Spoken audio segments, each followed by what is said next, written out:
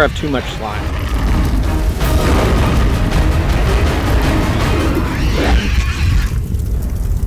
I love forced perspective. I love this particular technique. It's as old as silent film, and basically all of us do it whenever whenever you do that shot, like a snapshot. Like, look, I'm touching the top of the Empire State Building.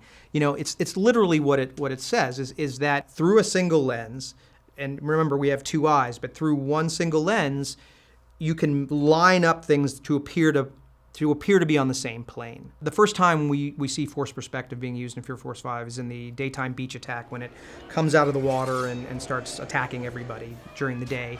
And we see our gang sort of running past a Lifeguard Tower, and it follows and stomps it, just flattens it.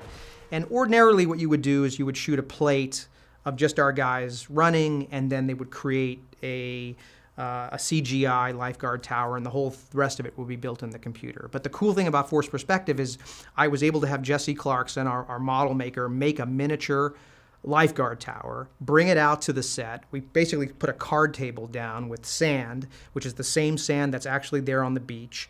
We put the Lifeguard Tower there. He actually did some really fine detailing in the sand, because if you look at sand on a beach, it has impressions where people walk. So we had to make tiny little sort of footprints, because the sand had to be scaled to the tower.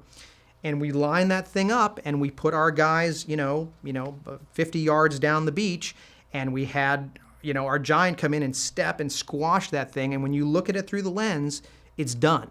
I mean, it's there, it's happening live, it's in camera, and it's done. You don't have to do anything else to it. And I love that. I love the idea that the whole thing can be captured in one pass without doing anything. It's like old sleight of hand. It's really old school movie magic. And I've seen people who are only accustomed to CGI watch that thing go down and go, oh my God, how did you, they're genuinely excited by that, because everybody knows that most effects are done in layers and pieces and built on. So how amazing is it to do something that works just inside the camera? I never get tired of that, and I try to use it whenever I can. There was something about the spectacle of monster movies, even though there was an artifice to them, a fakeness to them. There was still the spectacle of the idea. A giant monster, whether it's Godzilla or Ghidorah or the Amazing Colossal Man stomping through a city, is big, dramatic spectacle. I deliberately crammed as much excitement, as many big moments, big operatic moments into this thing as I could.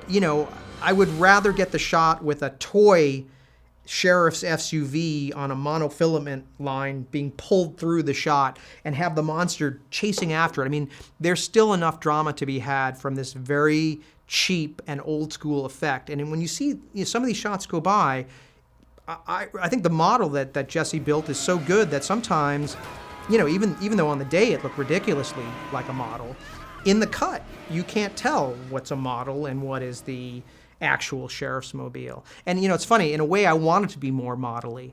There are a couple of shots where I never tire of the model car on the string. There's a shot where we have a miniature bridge, and the monster is coming, and our crazy general, played by Alan Havey, blows up the bridge. But right before it, I wanted to show that it was a working bridge, and so we have a little toy car that my producer, John Scheide, decided to pull along on a string as it travels. And you can see it wobbles like a toy car, but I like that because I want it to be a toy car going across. I don't know, and maybe that's crazy. Maybe it's because I saw all these Toho Godzilla movies, and there were always little toy tanks and little toy trucks, and they always vibrated because they were being pulled on a string. And there's something about the look of that I wanted to be in this thing. And, I don't know, maybe I'm nuts. Maybe it doesn't work, but I like it. I wanted to see it. In the old Godzilla movies, what they would do is not only build the foreground elements, which are the miniature cars, the miniature buildings, and obviously the guy in the rubber suit, but they'd also build the background as well. They'd usually build this in a studio, and they'd have a painted cyclorama that would be a painted backdrop of the rest of the city, or they would be able to build all the miniature trees and just hundreds of other miniature buildings. And typically that's how it's done. Even as late as Ghostbusters with the Stay Puft Marshmallow Man sequence, all of Central Park West is built as a miniature on a stage. We didn't really have the budget to do that.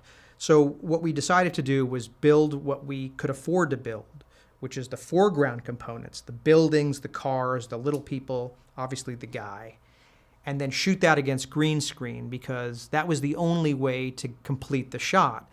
And in a way, what we end up doing is merging this complete artifice foreground with real photographic plates, which we went out and shot. So if it happens on the beach and the monster is stomping, down the beach, we would have to shoot a beach plate. And I kind of like this weird combination of realities. There's even a moment where, like he reaches down and picks up a car and throws it at the sheriff's car.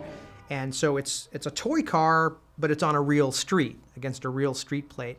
And that blend of those two things is kind of cool. That is one angry fella. You said it, Fred. In my mind, I want to do something that continues, that isn't just a one-off, that is a series. And Fear Force 5 to me felt like a series. That what if you had these group of kids who they fight these creatures every week, and each time they vanquish one of them, they think they're done. It's working!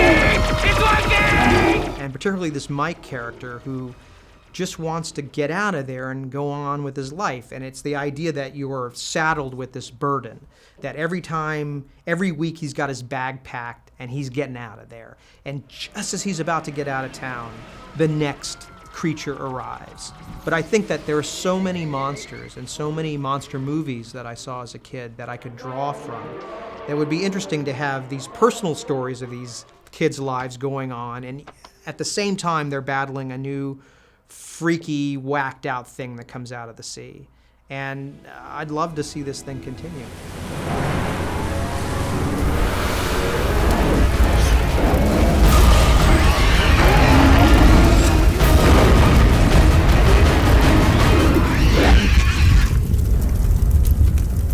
Let's look at him, Goon Boys.